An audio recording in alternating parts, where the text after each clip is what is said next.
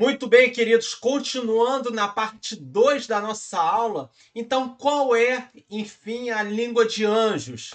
Que Paulo fala lá em 1 Coríntios 13. Que quer dizer, propriamente dita, essa língua de anjos? E eu queria trazer claridade à sua vida sobre esse assunto.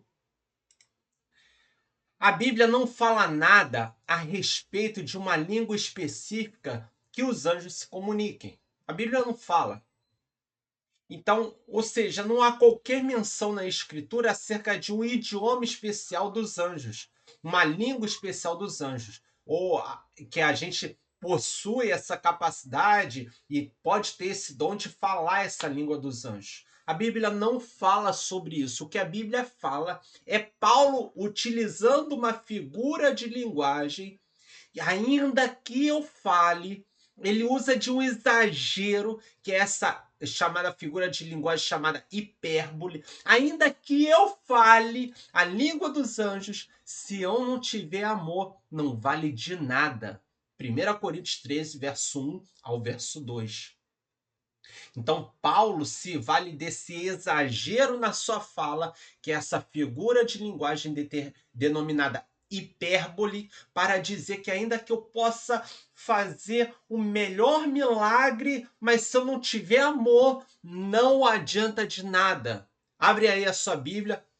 Eu sei que você leu na primeira parte, mas eu queria trazer mais claridade desse assunto para a sua vida. 1 Coríntios 13, verso 1 diz assim, na NVT: Se eu falasse a língua dos homens e dos anjos, mas não tivesse amor, seria como um sino que ressoa ou um símbolo que retine. O que é um sino que ressoa? Só faz barulho. Só faz barulho. Não muda nada. Se não tiver amor, a palavra do evangelho não alcança o coração. Ainda que eu tenha o dom mais maravilhoso que possa ser falar todos os idiomas dos homens e até a língua dos anjos. Ou seja, o crente não existe esse dom de falar a língua dos anjos. Mas Paulo submete a um exagero semântico, um exagero na sua fala, ainda que eu fale, para dizer que ainda se falasse essa língua angelical, não serve de nada se não tiver amor. Então, após mencionar o dom de línguas que a igreja de Corinto aparentemente considerava ali o suprassumo, em 1 Coríntios 12, e em 1 Coríntios 14 normatizar o uso do dom de línguas e submeter esse uso, o correto uso do dom de línguas, e ali 1 Coríntios 14 fala de línguas estranhas, línguas desconhecidas, essa língua que quando o crente fala, ele ora de fato, o seu espírito ora de fato, mas a sua mente fica infrutífera, e essa língua desconhecida, essa língua que ninguém sabe, mas que se for falada para a igreja precisa haver intérprete, no meio de 1 Coríntios 12, que ele fala dos dons, e 1 Coríntios 14, que ele normatiza os dons, temos 1 Coríntios 13, que vai falar que ainda que falasse a língua dos anjos e não tivesse amor, seria como um sino que retine, só faz barulho, não serve de nada. Então o apóstolo menciona que essa língua dos anjos é essa figura de linguagem, esse exagero semântico que é a hipérbole. Se não tiver amor, não valeu de nada.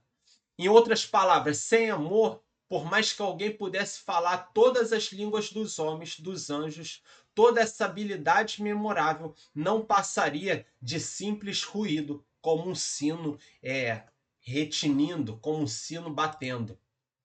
Os sinais da manifestação do Espírito Santo no Pentecostes. E a gente vai ver ali, a partir de Atos 2, o derramamento do Espírito Santo no dia de Pentecostes. O que era esse dia de Pentecostes? 50 dias após a Páscoa, que foi acompanhado de sinais que apontavam para a legitimidade daquele evento. Quais são os sinais? Eu coloquei aí para você no slide. Som de um vento impetuoso, línguas como de fogo, e os crentes falavam em línguas conforme o Espírito lhes capacitava que falasse, conforme o Espírito lhes concedia que falasse.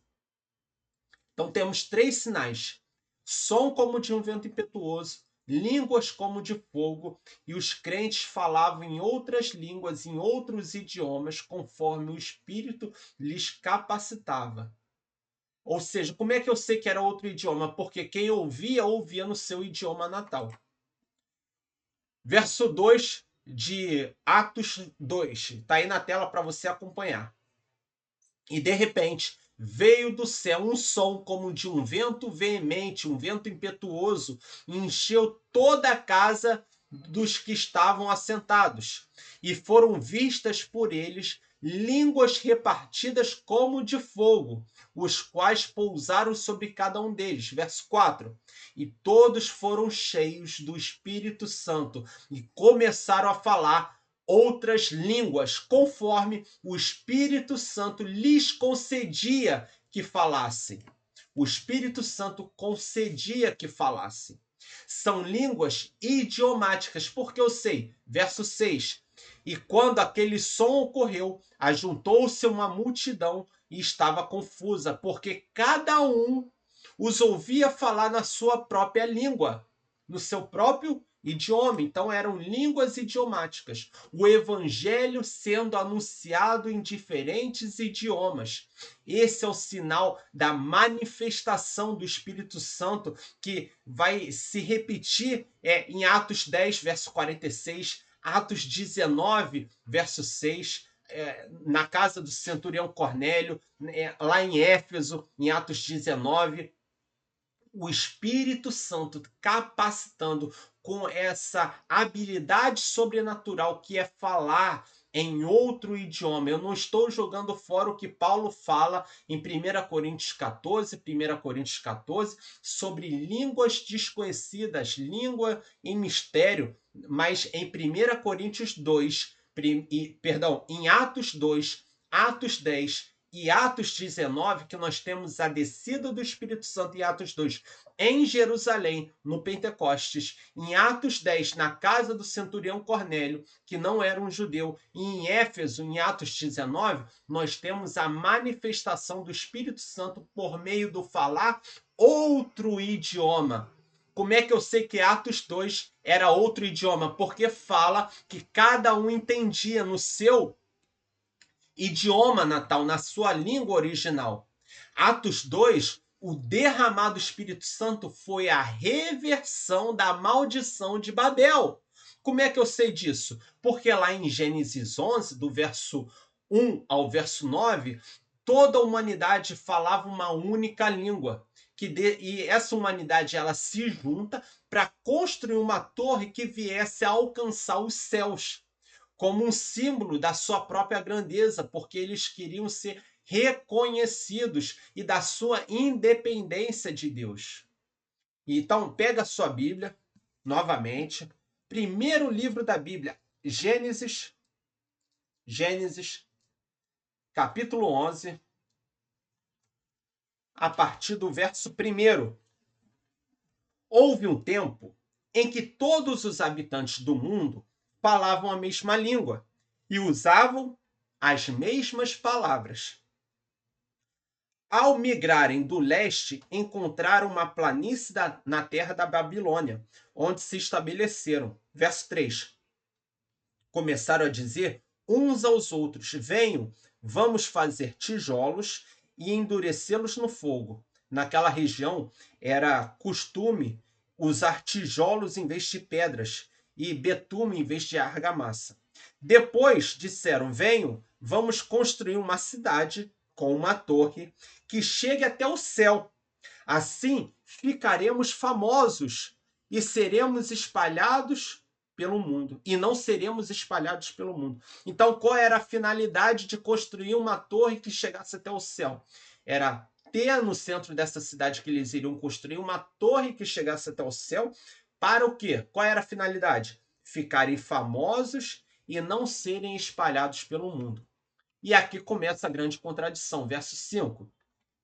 O Senhor, porém, desceu para ver a cidade e a torre que estavam construindo. Verso 6. Vejam, disse o Senhor, todos se uniram e falam a mesma língua. Se isto é o começo do que fazem, nada do que se propuserem a fazer daqui em diante lhes será impossível. Venham, vamos descer e confundi-los com línguas diferentes, para que não consigam mais entender uns aos outros. Assim, o Senhor os espalhou pelo mundo inteiro, e eles não pararam de construir a cidade. E eles pararam de construir a cidade. Verso 9. Ela recebeu o nome de Babel, pois ali o Senhor confundiu as pessoas com línguas diferentes e as espalhou pelo mundo. Olha, a grande contradição que há do verso 1 ao verso 8 de Gênesis 11. O homem, por sua iniciativa, tentando ficar famoso, ter reconhecimento, fazer uma torre que chega até onde? Até os céus. E olha o verso 5. O Senhor, porém, o Senhor que está nos céus desceu para ver a cidade e a torre, porque a obra do homem, diante da grandeza e da magnitude de Deus, é uma obra ínfima. Por isso que está registrado. O Senhor, porém, desceu, porque o homem não pode alcançar o Senhor por suas obras. Desceu para ver a cidade e a torre que estavam construindo. E ali Deus embaralhou as línguas e aqueles povos foram espalhados porque ninguém mais se entendia. Então, esse ato de orgulho do homem e de rebelião levou Deus a confundir a língua dos construtores, resultando nessa dispersão da humanidade sobre a face da terra. A confusão das línguas foi uma forma de Deus impedir a união do povo em torno de um propósito contrário à sua vontade. Então Deus desce, primeiro ele olha do alto, ele desce para chegar ao nível do homem e para que o homem não viesse a fazer o que fosse contra a vontade de Deus, Deus embaralha as línguas. Então nós temos a primeira descida de Deus em Gênesis 11, que é Deus descendo e desfazendo os planos dos homens que são contra Deus. Porque qual era a motivação do coração daqueles homens? Ficarem famosos e não serem espalhados. Essa era a motivação errada. Deus deu olhando e descendo e embaralhando as línguas. Em Pentecostes, descritos em Atos 2, nós temos a reversão de Babel. Agora Deus desce na pessoa do Espírito Santo e forma um novo povo, a Igreja de Cristo, e cada um entendendo no seu idioma natal. Durante a festa de Pentecostes, o Espírito Santo desce sobre os apóstolos e sobre outros discípulos, os capacitando a falar em várias línguas e vários idiomas diferentes, compreendidos tanto por judeus como por representantes de diversas nações que estavam presentes em Atos 2. O evento marcou o início da igreja, a expansão do cristianismo. Havia ali pessoas de várias nações, partos, medos, elamitas, do Ponto, da Frígia, da Ásia. E todos eles se entendendo. Deus agora desce e ele não embaralha as línguas, porque agora ele está formando um novo povo segundo a sua vontade, que é a Igreja de Cristo sobre a face da terra. E agora cada um entende no seu idioma natal. Se lá em Gênesis 11 Deus desce e para acabar com esse ato de rebelião e orgulho do homem, Deus embaralha as línguas e espalha o povo, aqui em Atos 2, Deus desce e une o povo, que são de diversas nações que antes estavam espalhadas, formam agora um só povo, que é a Igreja de Cristo, o conjunto daquelas pessoas que nasceram de novo, a tal ponto que as línguas não estão mais embaralhadas e cada um ouve no seu idioma natal. Atos 2 é a reversão da maldição de Babel. Enquanto Babel representava a divisão, o Pentecostes representa a união. Enquanto Babel representava a dispersão da humanidade devido ao pecado que estava endurecendo o coração do homem, Atos 2 representa a unificação da humanidade através do Espírito Santo de Deus. Essa reversão simboliza o início de uma nova era, onde as divisões e barreiras entre povos e culturas são superados pela obra redentora de Cristo Jesus, por meio da ação maravilhosa e graciosa do Espírito Santo.